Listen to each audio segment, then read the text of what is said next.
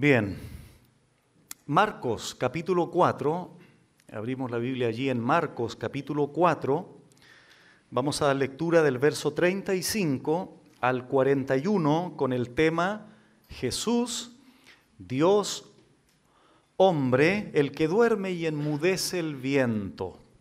Personalmente no me gustan los títulos largos cuando expongo un sermón, pero permítanme lo largo del mensaje hoy día, del título. Lo repito, Jesús, Dios hombre, el que duerme y enmudece el viento. Antes de leer Marcos 4 del 35 al 41, quiero decir que estamos aquí en la linda ciudad, linda después de Laja, obviamente, de Linares, región del Maule, aquí en Chile, así es que es una bendición poder estar aquí en esta congregación predicando la palabra del Señor. Bueno, dice así entonces, Marcos 4, 35 al 41. Aquel día, cuando llegó la noche, les dijo, pasemos al otro lado. Y despidiendo a la multitud, le tomaron como estaba en la barca y había también con él otras barcas.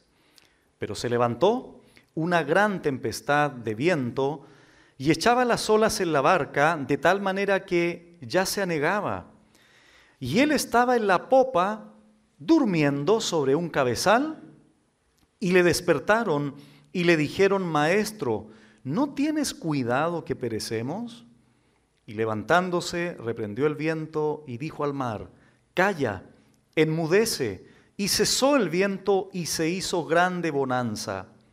Y les dijo, ¿por qué estáis así amedrentados? ¿Cómo no tenéis fe? Entonces temieron con gran temor y se decían el uno al otro, ¿quién es este que aún el viento y el mar le obedecen? Como ya es sabido, seguramente, por lo que hemos compartido en otras ocasiones, el año 2007 tuvimos la oportunidad de estar en Israel. Y uno de los lugares que visitamos fue precisamente el mar de Galilea, que realmente es un lago de agua dulce, pero se le llama mar de Galilea. Eso nos explicaban cuando estábamos allí con uno de los guías turísticos. Este mar de Galilea, donde se desarrolla esta historia, también se conoce en la Biblia como el mar de Genesaret. Es decir, se está refiriendo al mismo lugar geográfico, o también se le conoce como el mar de Cineret o de Tiberias. Son nombres sinónimos que tienen que ver con la misma porción de agua. Este lago tiene unos 20 kilómetros de largo por unos 12 de ancho. Y esto es interesante porque esto va dando sentido a todo lo que se va a llevar a cabo en esta historia en el mar. Este lago, hermanos, es el lago más bajo del mundo. Está a 230 metros bajo el nivel del mar. De hecho, este es el lago más bajo de la tierra. Pero el punto más bajo de la tierra es el Mar Muerto, donde también estuvimos allí. Pero el mar o el lago es el más bajo de la tierra a 230 metros bajo el nivel del mar. Por ejemplo, Linares, si no lo sabían, está a 165 metros sobre el nivel del mar. Y no sé si ustedes han escuchado cuando los equipos de fútbol, por ejemplo, van a La Paz, Bolivia, una de las tragedias grandes para ellos, un sobreesfuerzo, es por la altura donde está, a más de 3.000 metros sobre el nivel del mar. Entonces eso impide obviamente el tema del oxígeno, la respiración, etcétera, etcétera. Bueno, insisto, este lago donde se lleva a cabo esta historia es el lago más bajo de la tierra, bajo el nivel del mar. Hay otra cosa que permite este tipo de vientos, que las colinas que rodean este lugar, los vientos que corren, el tema de la evaporación, etcétera, etcétera, todo ese conjunto de elementos prepara el ambiente. De hecho, nosotros navegamos en ese mar. Nos subimos a una barca también. Aproveché de caminar un poco sobre las aguas, igual que Pedro. No tengo tanta fe. Entonces, hermanos, estas son las condiciones que son importantes considerar.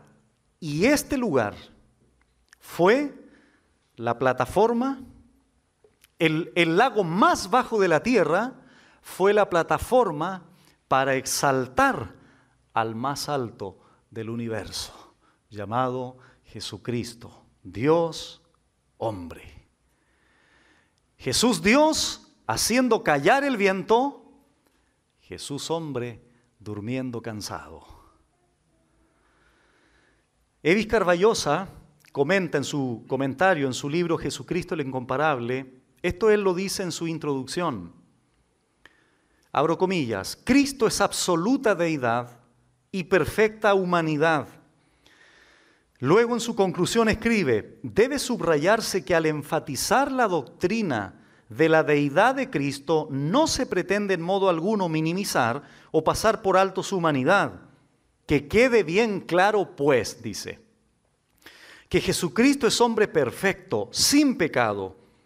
La persona divina de Dios el Hijo tomó para sí la naturaleza humana. Jesús es, por lo tanto, el Dios hombre. Desde el momento de la encarnación y por toda la eternidad, Jesús es el Dios hombre. Fin de la cita. Y a ese ser incomparable es al que nos vamos a acercar en esta mañana para simplemente observar o entender el borde de sus mantos. Vamos al verso 35. ¿Cómo inicia Marcos aquí? Aquel día, cuando llegó la noche, les dijo, pasemos al otro lado. La primera pregunta que hace siempre el intérprete de la Biblia es, ¿a qué día se refiere? Entonces dice aquel día. Bueno, si retrocedemos al versículo 1 del capítulo 4, dice, otra vez comenzó Jesús a enseñar junto al mar, el mismo donde ahora se lleva a cabo esta situación. Y se reunió alrededor de él mucha gente, tanto que entrando en una barca se sentó en ella en el mar, y toda la gente estaba en tierra junto al mar. Este momento de esta travesía es el mismo día cuando el Señor estuvo prácticamente enseñando todo el día. Fue un día largo de pedagogía. Y esto es muy importante porque va a sentar una base para comprender después por qué el Señor dormía. Y los que han enseñado aquí entienden que muchas veces la enseñanza se torna muy pesada porque aparte de eso se conjuga con escuchar a personas, sus problemáticas, etcétera, etcétera. Eso carga, eso trae cansancio. Entonces fue un día agotador para el Señor. Aquel día, ese día que Él comenzó a enseñar desde muy temprano. Y dice el texto cuando llegó la noche. Entonces asumimos que el Señor estuvo todo el día en esta labor, en este ministerio, en este servicio de enseñanza. Entonces, cuando llegó la noche de ese mismo día, ¿qué les dice el Señor? 35. Pasemos, eso les dijo, pasemos al otro lado. Esta expresión, pasemos al otro lado, parece una expresión simple, pero no lo es. Parece una expresión sin mayor importancia, pero veremos al final que tiene esto algo muy, muy significativo. Ahora bien, por último, antes de ir avanzando al 36, Jesucristo fue el que tomó la iniciativa de decirles a los discípulos, pasemos al otro lado. Fue el Señor. Él les dice, pasemos al otro lado. Podríamos pensar que Jesús lo hizo para poder descansar, por ejemplo, porque el púlpito de enseñanza para el maestro fue una barca. Y yo no sé si ustedes saben, pero en el agua se produce un fenómeno, la voz viaja. Facilita la comunicación, facilita el trayecto de la voz por las ondas, una cosa ahí un poco técnica. Entonces, no en vano el Señor se para en un púlpito de la barca para predicar y la gente lo estaba escuchando alrededor, unos en la orilla, otros en otras barcas. Bueno, entonces podríamos pensar que el Señor les dijo, pasemos al otro lado para descansar. Podría ser. De hecho, en otras ocasiones también lo hizo el Señor. Sin embargo, creo personalmente que el Señor pidió pasar al otro lado porque lo esperaba un endemoniado. Y dentro del programa del Señor, el Señor hizo el bien a todos quien quiso hacer el bien. Y dentro de esto había un endemoniado gadareno, y en la cita divina estaba predestinado a sanarlo. Por tanto, iba a ese destino también, y por supuesto a hacer otros bienes también para la gente. 36. Y despidiendo a la multitud, le tomaron como estaba, en la barca, y había también con él otras barcas. Entonces lo que hacen a continuación, una vez que Cristo les dice pasemos al otro lado, despiden a la multitud. Una vez que dejan a la multitud que estaba a la orilla del lago para escuchar a Jesús, dice la Biblia que lo tomaron a Jesús como estaba. Esto podría significar que lo tomaron cansado como estaba, o le tomaron así como estaba en la barca. ¿Por qué hacen esto los discípulos? Porque los discípulos obedecen la voz de su Señor. Al decirles, pasemos al otro lado, inmediatamente los discípulos reaccionan positivamente, sometiéndose, por tanto van al otro lado, lo toman y van camino al otro lado. Pero es verdad que los discípulos aquí obedecen al Señor, pero aquí, hermanos, ya comienza el tema a alumbrarnos un poquitito en este sentido. La obediencia de los discípulos los llevó a una tormenta. En otras palabras, la obediencia de los discípulos en este momento, al hacerle caso al Señor de pasar al otro lado, no los eximió de una dificultad. Los llevó a ella. ¿Por qué enfatizo este principio? Porque equivocadamente, muchas veces nosotros pensamos que porque obedezcamos al Señor, vamos a estar libre de una tragedia, libre de una dificultad, libre de una tormenta. Error. Porque hay momentos donde obedecemos al Señor y obedecemos para un conflicto, obedecemos para una tormenta, obedecemos al Señor igual, Él nos va a hacer pasar por una tragedia. Porque la obediencia no es sinónimo de separación o alejamiento de una dificultad. Y este es un muy buen ejemplo. Ellos obedecieron. Después pudieron haberle dicho al maestro, oye Señor, si nosotros fuimos tan obedientes a ti y estamos cruzando al otro lado, ¿por qué entonces estamos en esta tormenta? Pregunta válida. Bueno, estaban en la voluntad del Señor, pero no los eximió de la tormenta. Aparte de eso, el texto dice que había otras barcas donde la gente subió a estas barcas para poder escuchar al maestro, pero solo una sirvió de púlpito, y es la que serviría también para la travesía allí en el lago de Genesaret. Entonces, desde esta barca, de manera especial, que muchos sostienen que pudo haber sido de los mismos pescadores, de Pedro probablemente, pero el texto no lo especifica. Bueno, por lo general, estas barcas eran pequeñas, tenían remos, pero también tenían un mástil con una vela. Hasta aquí, todo tranquilo. Hasta aquí, ningún problema.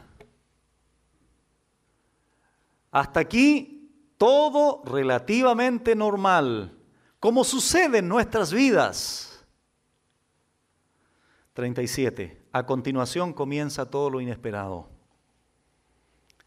Pero se levantó una gran tempestad de viento y echaba las olas en la barca de tal manera que ya se anegaba. Pero, conjunción de contraste. Versículo 37. Estaba todo bien, obedecieron al Señor, subieron a la barca, vamos al otro lado. Pero, eso ya cambia el sentido. El problema llegó de un momento a otro, llegó de improviso. ¿Cómo es cuando nosotros vivimos así? Está todo relativamente bien, un llamado por teléfono. Hermano fulano de tal, ¿supo usted el resultado del examen de su hijo? No, ¿qué pasó? Tiene un serio problema. Todo normal antes de ese llamado. Hermano, no supo, ¿qué pasó? Su esposo tuvo un accidente, está grave en el hospital. Así son las cosas de la vida, ¿se han dado cuenta, verdad? El mismo patrón aquí, todo relativamente normal, pero de un segundo a otro, tormenta, tempestad. Bueno, cuando el texto aquí dice, pero se levantó una gran tempestad, la palabra gran ahí es megas en el griego. Algo sorprendente, algo grande, algo notable o fuera de lo común. Y tempestad aquí, hermanos, es literalmente un torbellino, un huracán. Fueron vientos repentinos, vientos violentos. No fue cualquier cosa. Y esto nos entrega antecedentes importantes porque estos eran pescadores. No tenían por qué asustarse si eran pescadores. Pero ¿por qué hubo tanto miedo aquí? Porque era algo fuera de lo normal. De hecho, un pasaje paralelo, retrocedamos por favor a Mateo capítulo 8, porque esto es importante. Mateo 8, 24, dice, y he aquí que se levantó en el mar una tempestad tan grande, y la palabra tempestad aquí es muy interesante porque esta es la palabra griega seísmos. ¿Qué palabra se les viene a la mente en español? Sismos o sismo. Un gran terremoto. Podríamos pensar que por esta palabra estuvo también involucrada la tierra. Fue algo terrible, por eso los discípulos se llenaron de temor, como lo vamos a ver a continuación. Entonces, el punto es que no fue cualquier cosa. Tanto fue así, Marcos 4, 37, tanto fue así que la Biblia dice que echaba las olas en la barca de tal manera que ya se anegaba. Esto es obvio, ¿no? Si hay vientos tan fuertes y violentos, golpearían la barca con fuerza también. Esa pequeña barca donde iban los discípulos con su maestro.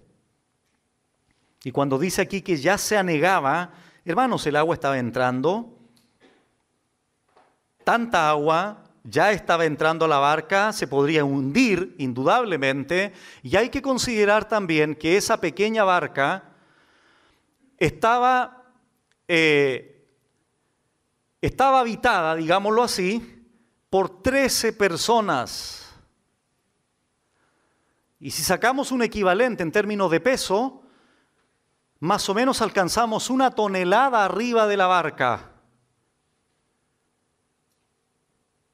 Entonces, varios elementos se conjugaban para que esto fuera una verdadera tragedia. Lo que viene a continuación es sorprendente, 38. Y él, Jesús, estaba en la popa, ¿qué dice? Durmiendo. sobre un cabezal y le despertaron y le dijeron: Maestro, ¿no tienes cuidado que perecemos? Hermanos, para mí, este es el primer milagro. ¿Cómo alguien puede estar durmiendo en algo así? ¿Cómo hubieses estado tú y yo? De hecho, hace muchos años atrás, acompañamos a mi padre, que era pastor, a la isla Santa María.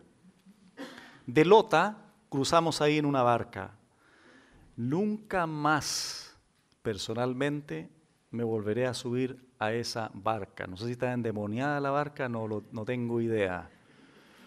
Pero hermanos, sin exageración, las olas rodeaban la barca y la levantaba, y unos vomitando, unos mareados, pero rodeado de mar, así tú de aquí nos morimos. Una sensación de temor. De hecho, yo personalmente le tengo miedo al mar. Y ahí, bueno, se potenció mucho más. Aquí tenemos al Dios hombre durmiendo. En la popa, en la parte posterior de la barca. El cabezal era una especie como de cojín de cuero, piensan algunos, o algo así. Pero producto del cansancio, hermanos. Porque Jesús es hombre. No hay que olvidarlo. Y ese hombre estaba o había estado enseñando todo el día, y eso cansa, y cansa mucho. No es lo mismo entregar una enseñanza, irse para la casa, a estar todo el día tratando con gente. Él estaba agotado, exhausto, producto de todo el trabajo ministerial que había desarrollado durante todo ese día. Pero ese Jesús cansado y durmiente había creado ese mismo viento. Ese Jesús cansado, ese Jesús agotado, ese Jesús durmiente había creado esa misma agua. Curioso, ¿no? Ese mismo Jesús durmiente, Dios hombre cansado, había creado la madera para esa barca. ¿Qué hicieron los discípulos? Lo despertaron y le dijeron: Maestro, ¿no tienes cuidado que perecemos? Mateo, en el pasaje paralelo, registra esto: Señor, sálvanos que perecemos. Lucas, por otro lado, dice: Maestro, maestro, que perecemos. Ante esta situación, hermanos, tan desesperante, unos le dijeron de una forma, otros de otra, porque me imagino la situación en ese momento, todos descolocados, sorprendidos. Entonces, hermanos, aquí cuando Marcos dice: no tienes cuidado que perecemos, el sentido es el siguiente. Y creo que una vez que lo diga, muchos de ustedes, incluido yo, nos vamos a sentir identificados con esta interrogante. El sentido es el siguiente: ¿cómo puedes dormir, Señor, mientras nosotros perecemos? Más claro todavía, ¿no te importa que nosotros muramos? ¿No te preocupas por nosotros? Es la idea en el griego. Esto tiene algo de prepotencia, esto tiene algo de falta de respeto. Están en pánico, están en peligro y piensan que el Señor es totalmente indiferente a su situación que están viviendo.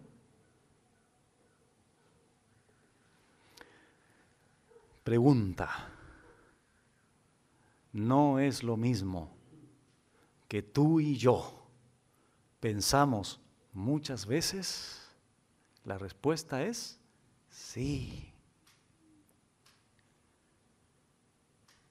Esa indiferencia, esa distancia, ese alejamiento que los discípulos observaron con sus ojos humanos, tú y yo, cuando pasamos por estas circunstancias, las pensamos también.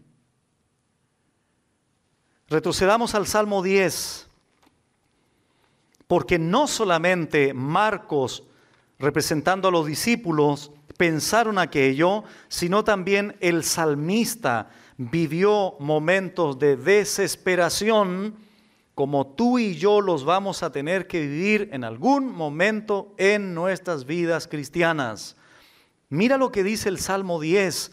¿Por qué estás lejos, oh Jehová, y te escondes en el tiempo de la tribulación? ¿Cuántos de nosotros hemos hecho esa pregunta o pensamos aquello? En el Salmo 44, versículos del 23 en adelante, dice así: despierta, ¿por qué duermes, Señor? Despierta, no te alejes para siempre. ¿Por qué escondes tu rostro y te olvidas de nuestra aflicción y de la opresión nuestra? Porque nuestra alma está agobiada hasta el polvo y nuestro cuerpo está postrado hasta la tierra. Levántate para ayudarnos y redímenos por causa de tu misericordia. Atención, jóvenes, hermanos, si no has vivido una situación extrema al punto de la confusión mental, una confusión interior, cuestionamientos de incredulidad, etcétera, etcétera, el día mañana te espera. El próximo mes lo vas a vivir. El próximo año vas a ser expuesto a esta situación extrema. ¿Nos está metiendo miedo, pastor? No. Esa es la realidad bíblica. Eso es lo que sucede a los hombres y mujeres de Dios, aunque confíen en Él, aunque crean en Él. ¿Cuántas veces hemos vivido y pensado esta indiferencia de nuestro Dios? Esos momentos de desesperación, de soledad, de confusión, donde yo estoy consciente que no hay ninguna forma humana de salir a flote. Ninguna. Son momentos tan complejos, donde parece que todo absolutamente oscuro, no hay ninguna posibilidad de nada. Y Dios es experto en ponernos en esas situaciones, porque Él sabe que el beneficio posterior que traerá eso será de enorme bendición para todos nosotros. Bueno, has llegado a ese punto cuando ya no tienes ninguna capacidad de resolver un problema, posibilidad totalmente nula. No entiendes, no logras comprender racionalmente lo que está pasando en tu vida. ¿Por qué, Señor? ¿Por qué? ¿Por qué mi papá? ¿Por qué el trabajo? ¿Por qué mi situación matrimonial? ¿Por qué mis hijos? ¿Por qué esto? ¿Por qué aquello? ¿Por qué la pérdida de este ser querido? ¿Acaso no sabía, Señor, lo importante que era para mí esta persona? Y cientos de cuestionamientos ante un suceso particular en nuestras vidas. Vuelvo a insistir, si no lo has vivido, mañana te espera algo así. La respuesta del maestro, Marcos 4, 39. Y levantándose el Señor, reprendió al viento y dijo al mar: calla, enmudece, y cesó el viento y se hizo grande bonanza. La humanidad dormía frente a sus discípulos. La deidad vigilaba a sus discípulos. El Jesús cansado y durmiente ahora manifiesta su deidad asombrosamente. El Jesús hombre que dormía cansado, ahora es el Jesús Dios que reprende y manda al viento y el mar. Es curioso que en otras ocasiones el Señor oró a su Padre para hacer algo. Por ejemplo, cuando resucitó a Lázaro, Juan capítulo 11, el Señor, antes de decirle Lázaro, arriba, Él ora a su Padre. Cuando multiplicó los panes y los peces, Jesucristo oró a su Padre dándole gracias. Pero aquí refleja, exterioriza su deidad inmediata. Él despierta, Él se levanta, observa la situación, calla, enmudece. Yo me imagino lo sorprendente que debió haber sido para los discípulos haber observado toda esa escena. La braveza del mar, terribles olas, ya hundiéndose, y de repente, en un segundo, todo calmo. Si yo muevo este vaso de agua y lo detengo, ¿el agua se sigue moviendo o no? ¿Sí? Aquí sucedió algo. Tanto el viento como el mar, quieto totalmente. Eso va contra la lógica. Porque si cesa el viento, con la fuerza del viento, bueno, el mar se mueve. Cesó el viento, el mar, para que vuelva a su nivel normal, tienen que pasar un par de minutos. Bueno, es Dios que está haciendo esto. No es difícil creerlo si entendemos que la deidad es el que está haciendo esto. Los discípulos, hermanos, habían visto al Señor, y esto es importante también, los discípulos habían visto al Señor sanando leprosos, sanando al siervo de un centurión. Los discípulos habían visto al Señor sanando a la, aunque ustedes no lo crean, a la suegra de Pedro con su fiebre. Lo habían visto al Señor resucitando al hijo de la viuda de Naín, pero absolutamente nada como esto. Librándolos a ellos directamente de un peligro personal. Todo lo demás que habían visto era fuera de ellos, estaba fuera de ellos. Ahora el milagro los involucraba a ellos mismos. Ellos estaban siendo socorridos de la braveza, de la gran tempestad. Nunca habían sido testigos de una liberación, de un peligro que los afectara directamente a ellos. Debió haber sido algo sorprendente. El verbo que utiliza aquí Marcos en el 39, reprendió, significa literalmente reprobar. Reprobar en el sentido de que no podía continuar de esa forma el viento. Lo amonesta con fuerza, con firmeza. Y cuando aquí dice calla también, el verbo calla es un imperativo, es una orden absoluta. Guarda silencio. Y después utiliza otro verbo que es enmudece. Acallar, silenciar también es un imperativo. Esta misma palabra utilizó el Señor para acallar a los demonios. Bueno, no importa si es un demonio o una tormenta, el Jesús Dios los hace callar igual.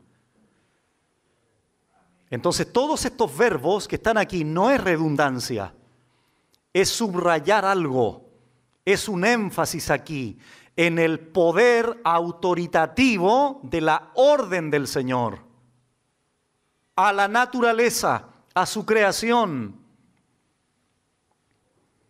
Y el texto dice, y cesó el viento, y se hizo grande bonanza.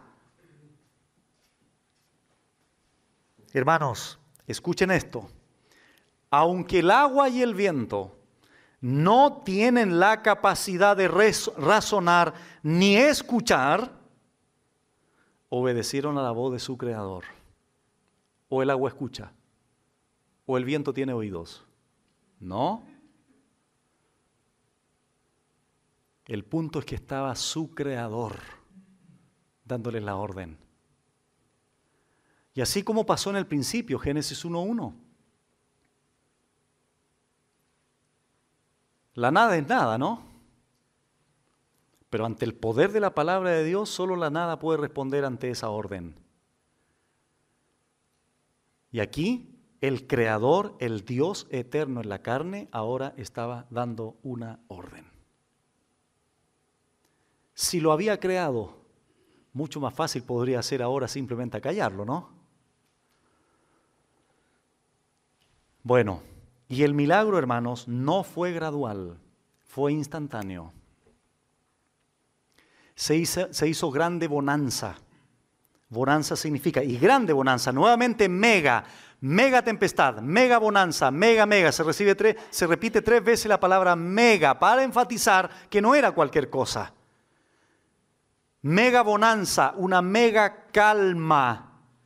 Hubo una serenidad absoluta, tanto en el viento como en el mar. Grande bonanza. Y ante la suma desesperación y pánico de los discípulos, bastó una simple orden del Maestro para solucionar todo.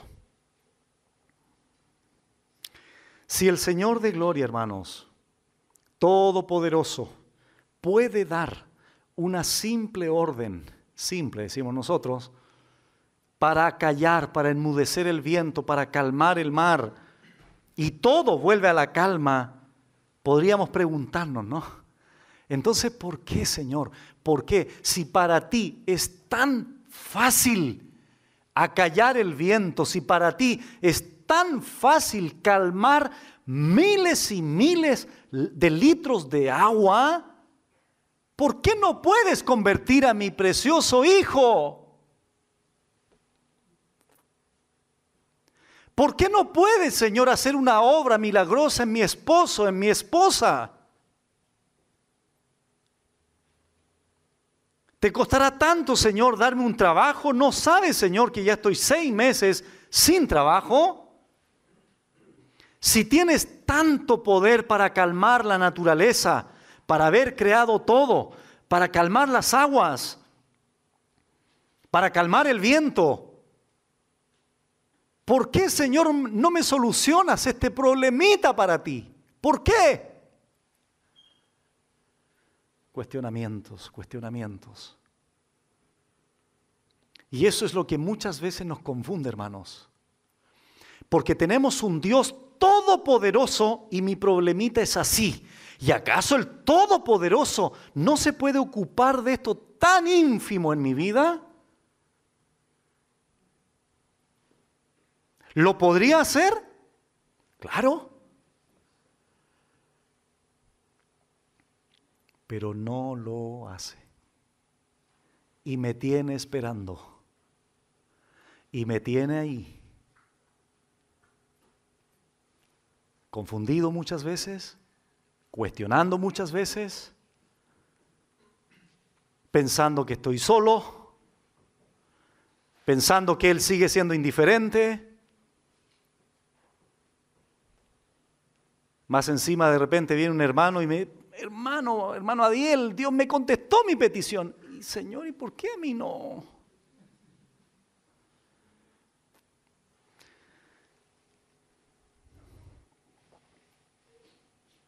Bueno, el mismo Dios que te confunde muchas veces es el mismo Dios que te ayuda a seguir esperando su respuesta con paciencia. A continuación, las 2 preguntas tan especiales de nuestro bendito Señor en el 40. Y les dijo, el Señor les dice esto a sus discípulos, ¿por qué estáis así amedrentados? ¿Cómo no tenéis fe? Ahí están las 2 preguntas del Señor. A ver, hermanos, quiero recordarles lo siguiente. ¿Qué le dijeron los discípulos al Señor en el verso 38? ¿No tienes cuidado que perecemos? Ahora el Señor tiernamente, amorosamente, bondadosamente, mansamente, dialoga con ellos. Mire, hermano, si yo hubiese estado ahí y me faltan el respeto de esa forma, lo mando al agua y dejo que se ahogue en un par de minutos para que entiendan la lección. Y ahí cuando ya ven para acá. ¿Aprendiste? ¿Cómo me va a decir ahora? ¿Tenía cuidado de ti o no? El Señor, hermanos, pudo haberlo. No lo iba a hacer, por lo que vamos a decir a continuación. Pero pudo haberlos dejado ahí un par de minutos. Y cuando ya estuvieran, pero ya casi muertos, ya vengan. ¿Les quedó clarito? Sí, Señor. ¿Cómo me van a preguntar ahora? A ver.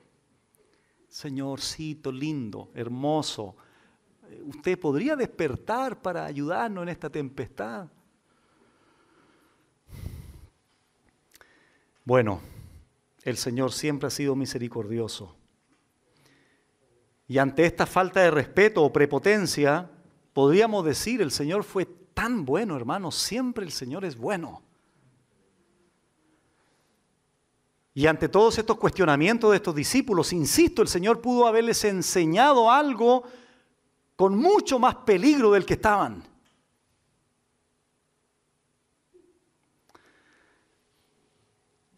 Él es paciente con nosotros. Nosotros dudamos de Él, nosotros nos apartamos de Él muchas veces, cuestionamos al Señor muchas veces, y Él sigue siendo paciente conmigo, sigue mostrando su misericordia conmigo. Bueno, ¿por qué estáis amedrentados? ¿Cómo no tenéis fe? Y esto, hermanos, es muy, muy importante. ¿Por qué razón? Por la siguiente. Cuando el Señor pregunta a alguien, es porque las palabras que va a usar el Señor son específicamente y perfectamente el problema, la raíz del problema. Me explico. ¿Cuál fue el problema de estos discípulos? La falta de fe. Y eso los llevó al miedo. Entonces, si viene uno de los discípulos y le dice al Señor, Señor, estás equivocado, no estamos amedrentados, no tenemos ausencia de fe. ¿Cómo le pueden estar diciendo eso al omnisciente? ¿Acaso el Señor se va a equivocar en su diagnóstico? Por supuesto que no. Lo único que podían hacer los discípulos es, sí, Señor, tú conoces nuestros corazones, no confiamos en ti. Por eso tenemos miedo. Porque ¿cómo es posible que el creador del... Bueno, ellos no lo entendían todavía así. Pero si tú eres el Todopoderoso y estás dentro de la barca con nosotros, tendríamos que seguir confiando en ti. Tú nos vas a salvar. Esa era la verdadera condición de estas personas. Amedrentados aquí, cobardía significa literalmente en el griego, timidez. Y eso es por la falta de fe. Por eso el Señor después le dice, ¿cómo no tenéis fe? Mateo registra de otra forma, él dice, ¿por qué teméis, hombre de poca fe? Lucas lo registra de esta forma, ¿dónde está vuestra fe? El Señor, hermanos, tenía un objetivo específico en su mente cuando trató con estos discípulos. Era fortalecer su fe. Y al fortalecer su fe, fuera la cobardía. Una cosa lleva a la otra. ¿Y no te ha pasado eso? Cuando confías verdaderamente en el Señor, te pones más valiente. tienes otra disposición para enfrentar las cosas de la vida. Por ejemplo, cuando confiamos en que Dios va a hacer la obra, hablo con un desconocido sin problema para predicarle el evangelio. ¿Entiendes el punto? Si no confío en que Dios es el que hará la obra de la evangelización, entonces tengo temor. ¿Cómo va a responder? ¿Se va a enojar? ¿Me va a escupir? ¿Me va a insultar? Etcétera, etcétera. Aquí pasó esto, hermanos. ¿Por qué no tenéis fe? Por tanto, efecto, miedo, amedrentados. Y todas las tormentas en la vida, hermanos, tienen ese propósito. Que el día de mañana seas más fuerte en tu fe, tengas más fortaleza. Porque en la vida, como lo explicaba algún tiempo atrás en la iglesia local, es como cuando uno estudia en el seminario, teología 1, teología 2. Bueno, ¿estás en la tormenta 1 hoy día? Espérate, va a pasar el otro mes, pero te espera tormenta 2 y tormenta 3, 39, 57, 100. No sé cuántos años vas a vivir en esta tierra, pero vamos a tener que pasar varias de esas.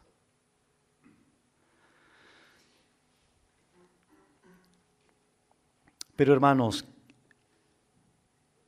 nuestro bendito Señor no nos ha probado una y otra vez lo fiel que es en cada tormenta.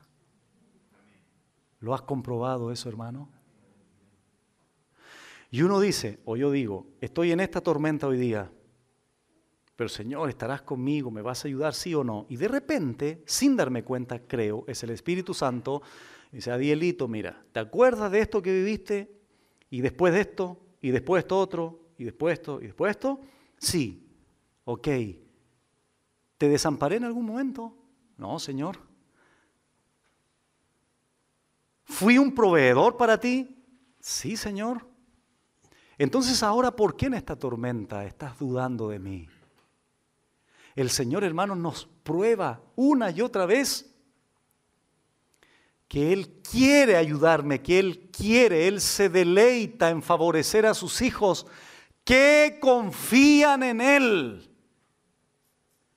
Porque sin fe es imposible agradar a Dios.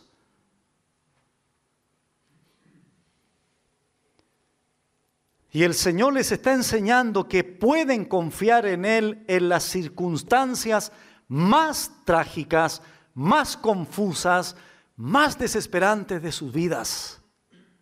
Y se lo está enseñando a estos hombres de poca fe y que estaban amedrentados.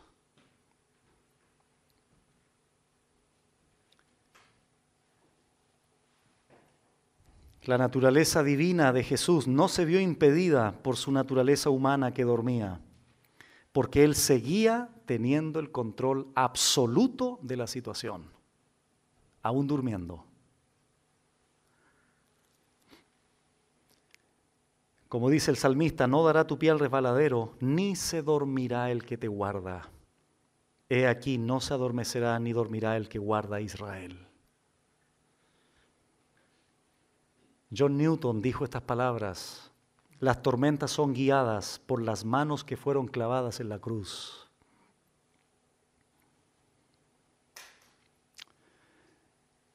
Ahora bien, hermanos, escuchen con mucha atención lo que voy a decir a continuación de manera mucho más clara. Cuando el Señor le dice, ¿por qué estáis amedrentados? ¿Cómo no tenéis fe? A los discípulos se les olvidó algo muy, muy importante que debían considerar en el momento de la tormenta, con todo su miedo y falta de fe.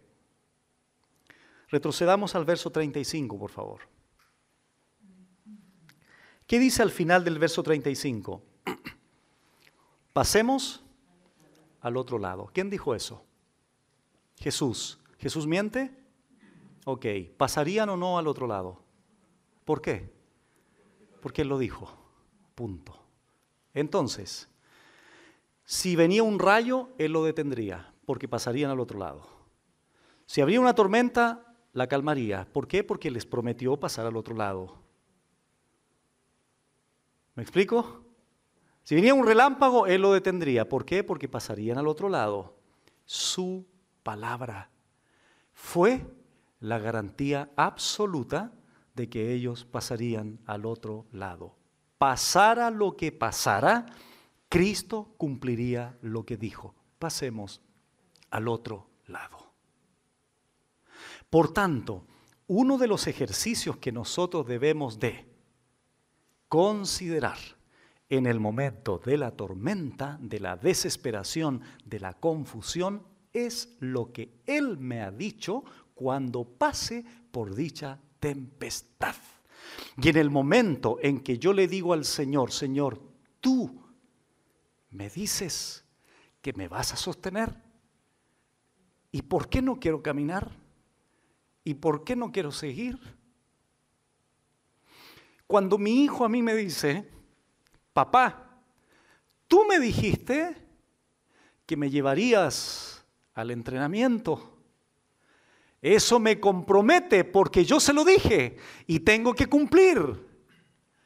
¿Y por qué muchas veces, hermanos, cuando le decimos a Dios, Señor, tú me has dicho en tu palabra, tu promesa es sostenerme si estoy débil, traer luz si estoy en oscuridad, traer fuerza si estoy débil? Esa era la garantía para este grupo de hombres. El Señor les dijo, pasemos al otro lado y vamos a pasar al otro lado. No hay discusión alguna. Porque yo no me imagino a un Señor que les hubiese dicho, pasemos al otro lado, nuestro destino será el otro lado. Y de repente pasa algo y se abortó el viaje, no se pudo continuar. No me imagino un Señor rascándose la cabeza y diciendo, ¿qué vamos a hacer ahora? Ese no es el Señor que yo sirvo. El Señor que yo sirvo es un Dios que dice algo y lo cumple de manera determinante. No hay nada que pueda impedir lo que Él quiere cumplir. Pero yo debo confiar en aquella promesa del Señor. Y ahí es donde tenemos los problemas. Muchas veces, hermanos se me acercan y me dicen, pastor, usted es un hombre de fe. Los hermanos no saben que la semana pasada le dije al Señor, ¿por qué no estoy confiando en ti? ¿Por qué no eres real para mí hoy en mi problemática? Los hermanos se confunden por lo que uno proyecta,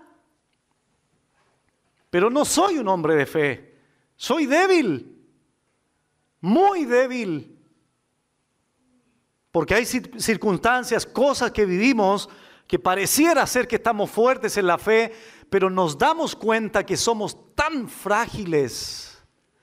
Y precisamente el Señor nos pone en estas situaciones extremas para entender de una vez por todas que yo separado de Él no puedo hacer absolutamente nada, nada.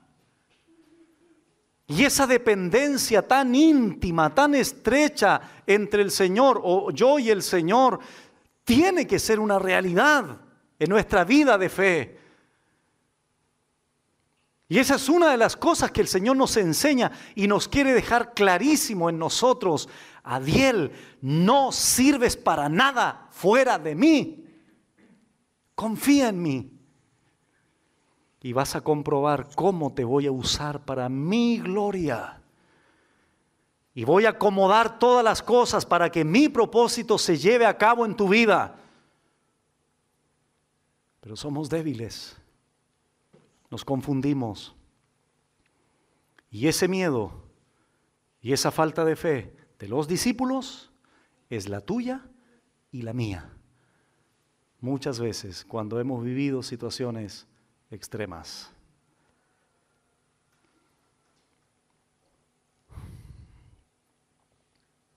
Versículo 41 para terminar.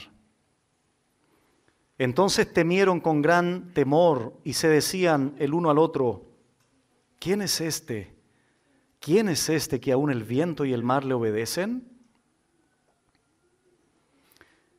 Entonces temieron con gran temor. Esto es sorprendente, hermanos, porque nosotros hubiésemos esperado que si el texto dice, y se hizo grande bonanza y todo estaba calmo, el Señor les pregunta, ¿por qué estáis amedrentados? ¿Por qué falta de fe? Hubiésemos esperado que el texto dijera, y los discípulos entraron en un alivio, tuvieron paz, todo está bien otra vez. Pero el texto, ¿qué dice? Temieron, con gran temor. ¿Qué pasó aquí?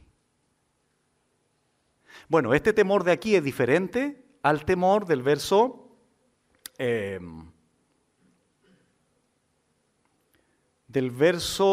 40, el Señor lo utiliza ahí, porque ellos estaban amedrentados. Temieron con gran temor. ¿Qué clase de temor es este? Después que calma la tormenta el Señor. ¿Y cuál es el temor que manifestaron durante la tormenta? Porque durante la tormenta tuvieron una clase de temor. Después de la tormenta tuvieron otra clase de temor.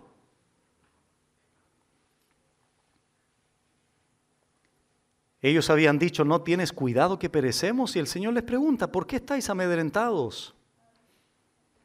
Hermanos, este gran temor que manifiestan ahora los discípulos, después que la tormenta fue calmada, es darse cuenta, es confirmar que tenían al Jehová de los ejércitos, al Dios todopoderoso, al Dios altísimo que trasciende los cielos, en el lago más bajo de la tierra. Y eso les produjo un temor reverente. ¿Recuerda la historia de Lucas 5 cuando Pedro había pescado toda la noche y se encuentra con la graciosa petición del Señor? Pedro, salgamos otra vez a pescar. Vamos de nuevo. Pero Señor, he pescado toda la noche, qué sé yo. Mas en tu palabra echaré la red. ¿Qué sucedió? Fue una pesca milagrosa. Y de repente Pedro al ver eso dice, apártate de mí, Señor, que soy hombre pecador. ¿Acaso el Señor le estaba dando una disertación de la condición de la depravación total de Pedro? ¿Qué hizo que Pedro reaccionara de esa forma? Apártate de mí que soy pecador. ¿Qué tiene que ver eso con la pesca del Señor, con el milagro del Señor de haber llenado la red de peces? Insisto, fue un temor darse cuenta quién tenían al frente de él. El Dios del universo en la carne. El Dios hombre. ¿Qué pasó con los padres de Sansón cuando dijeron, hemos visto a Dios o a Jehová y moriremos? ¿Qué le pasó al apóstol Juan en Apocalipsis? Vi al Señor y caí como muerto. Un temor reverente. Un respeto total por aquel ser sublime. Temieron con gran temor. Ahora bien, últimos pasajes para terminar. Vamos al Salmo 65, por favor. Salmo 65. Porque ¿qué dijeron los discípulos? O Marcos, ¿qué registra? ¿Qué preguntaron los discípulos? ¿Quién es este que aún el viento y el mar le obedecen? Bueno, contestémoslo con las preguntas. Contestemos esta pregunta con el Salmo 65, del 5 al 7. Miren lo que dice allí. Con tremendas cosas nos responderás tú en tu justicia. Oh Dios de nuestra salvación, esperanza de todos los términos de la tierra y de los más remotos confines del mar. ¿Dónde estaban los discípulos? en el mar o en el lago. Dice el 6, tú, el que afirma los montes, y aquí se está refiriendo al Dios del Antiguo Testamento.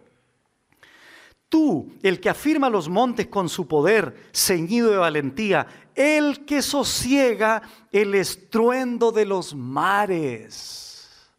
Y este es el Dios del Antiguo Testamento. ¿Pero qué hizo el Señor en la barca? Sosegó el mar. El estruendo de sus ondas y el alboroto de las naciones. En el Salmo 89, versículo 8 y 9 dice así: Oh Jehová, Dios de los ejércitos, ¿quién como tú? Poderoso eres Jehová. Se está refiriendo a Jehová y tu fidelidad te rodea. Tú tienes dominio sobre la braveza del mar. Cuando se levantan sus ondas, tú las sosiegas. Y aquí se está refiriendo a Jehová del Antiguo Testamento. Y por último, el Salmo 107, versículo 28 y 29, dice así: Entonces claman a Jehová en su angustia y los libra de sus aflicciones. Cambia la tempestad en sosiego y se apaciguan sus ondas. Y se apaciguan sus ondas tal cual como ahora el Dios en la carne, Jesucristo, lo hizo allí en el mar de Galilea. Los discípulos preguntaron: ¿quién es este que aún el viento y el mar le obedecen? Bueno, discípulos, ¿les queda claro de acuerdo a los salmos? Jehová del Antiguo Testamento ahora está en carne frente a ustedes dentro de una barca.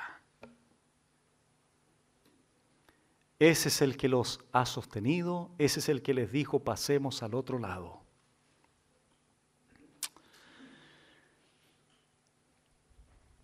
¿Quién es este Jesús?, preguntaron los discípulos. Termino con esta cita anónima. Abro comillas.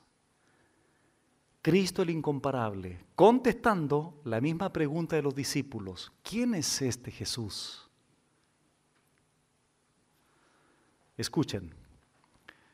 Este Jesús bajó del seno del Padre al seno de una mujer. Se vistió de humanidad para que nosotros pudiésemos vestirnos de divinidad. Se hizo el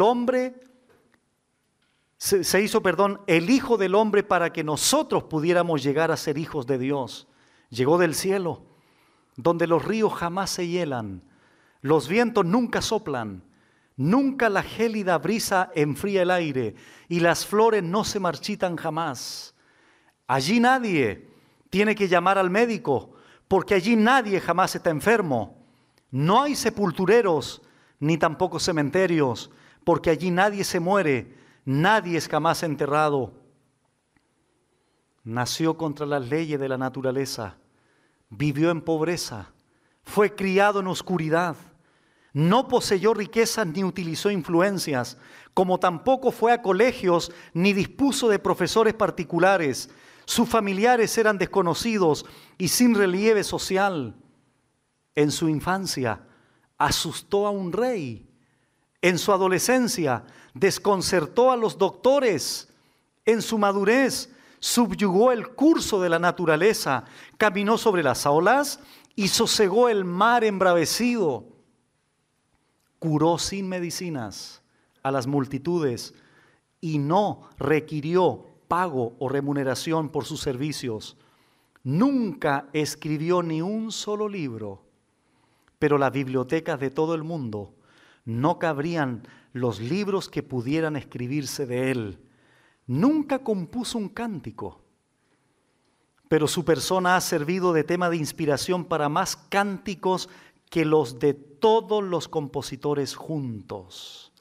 Nunca fundó un colegio, pero ni entre todas las escuelas juntas pueden jactarse de tener tantos estudiantes como él tiene. Nunca practicó la medicina, pero ha curado más corazones quebrantados que cuerpos quebrantados hayan podido curar médicos. ¿Quién es este Jesús?, preguntaron los discípulos. Nunca dirigió un ejército, ni destacó un soldado, ni disparó un fusil, pero ningún jefe ha tenido bajo su mando más voluntarios, ni ha obligado a más rebeldes a deponer las armas y a rendirse sin disparar un solo tiro. Él es la estrella de la astronomía, la roca de la geología, el león y el cordero de la zoología, el armonizador de todas las discordias y el sanador de todas las enfermedades. Los grandes hombres surgieron y desaparecieron, pero Él vive para siempre. Herodes no pudo matarle, Satanás no pudo seducirle, la muerte no pudo destruirle, el sepulcro no pudo retenerle. Se despojó de su manto de púrpura para vestirse la blusa de artesano. Era rico, pero por nosotros se hizo pobre. ¿Hasta qué punto? Preguntádselo a María, preguntádselo a los magos. Durmió en un pesebre ajeno, cruzó el lago en una barca ajena, montó en un asno ajeno, fue sepultado en una tumba ajena. Todos han fallado, pero Él nunca. Él es siempre perfecto, señalado entre 10,000, todo Él es codiciable. ¿Quién es Él? El Dios hombre que duerme y que enmudece el viento. Y ese Jesucristo en esta mañana quiere hacerse real en ti, querida persona. Ven a Él, confía en Él, cree en Él, porque Él quiere perdonarte, Él quiere salvarte. Pero Él te demanda que creas en Él y que te arrepientas de tus pecados. ¿Quién es este que enmudece el viento, que hace calmar el mar? Es el Dios, la imagen del Dios invisible, el primogénito de toda creación, el camino, la verdad y la vida, la resurrección y la vida, el buen pastor, la luz del mundo, el gran yo soy, nuestro bendito, maravilloso Señor y Salvador Jesucristo. Padre, gracias por tu palabra. Gracias por tu amor hacia nosotros, mostrándonos estas verdades maravillosas de quién eres tú, bendito Señor. Gracias por haber fortalecido nuestra fe. Gracias por lo maravilloso que eres, Señor, al manifestarte a nosotros a través de estas verdades bíblicas. Y enséñanos, Señor, a caminar en esas tempestades que tú permitas en nuestras vidas, confiando verdaderamente en ti, que tienes el control absoluto de todas las cosas que rodean nuestras vidas. Gracias por tu palabra y te pedimos que en esta mañana, en tu gracia y misericordia, puedas salvar y perdonar a todo aquel que crea, confíe en ti y se arrepienta de sus pecados. A ti la gloria y muchas gracias una vez más por lo aprendido en el día de hoy. En el nombre de Jesús. Amén.